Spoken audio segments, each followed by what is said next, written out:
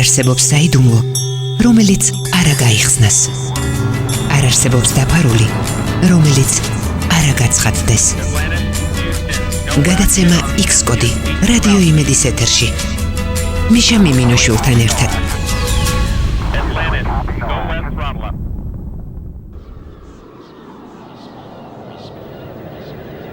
1838 წელს ამერიკელმა მწერალმა ედგარ ალან პომ გამოაქვეყნა რომანი არტურ გორდონ პიმის თავგადასავალი, სადაც მოთხრობილია 4 ზღვაურზე, რომელიც ხომალდის ჩაძირვის შემდეგ ღია ოკეანეში საკვებისა და წყლის მარაგის გარეშე აღმოჩნდა. სამი სიცოცხლის გადასარჩენად 4-დან 1 უნდა დაღუპულიყო.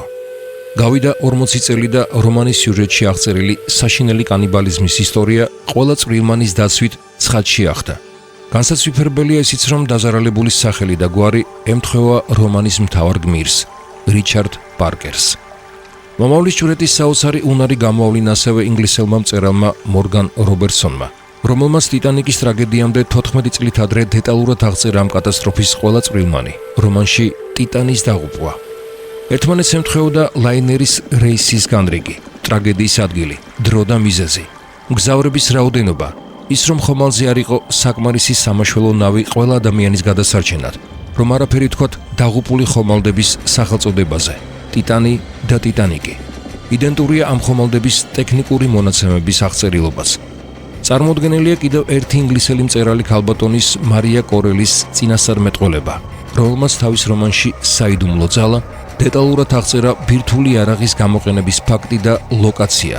და ყოველივე ეს იაპონური ქალაქების ხიროსიმასა და ნაგასაკის განადგურებამდე 24 წლით ადრე. ასეთი მაგალითების მოყვანა კიდევ მრავლად შეიძლება. ძალიან ბევრი ფანტასტი მწერალი ისე დეტალურად და რეალურად აღწერს შორეული მომავლის ტექნიკურ პროგრესს, თითქოს თავად იყოს ამ პროგრესის თვითმხილველი. როგორ დამანქანებით ახერხებდნენ ისინი მომავლის ჭვრეტას, დღემდე უცნობია.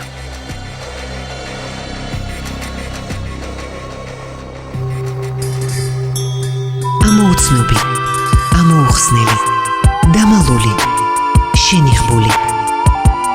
X კოდი რადიო იმედის ეთერში.